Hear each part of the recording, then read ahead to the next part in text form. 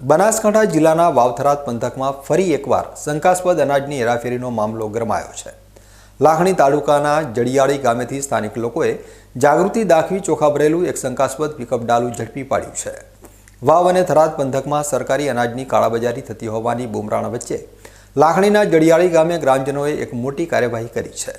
છેલ્લા કેટલાક સમયથી ગામમાંથી પસાર થતા પિકઅપ ડાલાઓની અવરજવર ઉપર સ્થાનિકોને શંકા હતી।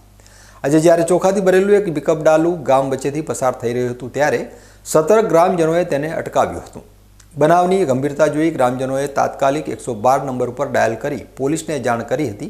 સાથે જ લાખણી મામલતદારને પણ ઘટના સ્થળે બોલાવવામાં આવ્યા હતા। લાખણી મામલતદારની ટીમે ઘટના સ્થળે પહોંચી પંચનામું કર્યું હતું અને તમામ મુદ્દામાલ કબજે કરી તપાસનો ધમધમાટ શરૂ કર્યો છે।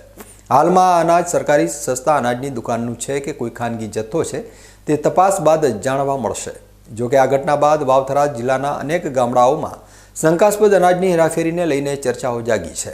હવે જોવાનું એ રહેશે કે મામલતદારની તપાસમાં અનાજનું ઉદ્ગમ સ્થાન ક્યાં છે અને તેની પાછળ કયું મોટું નેટવર્ક કામ કરી રહ્યું છે।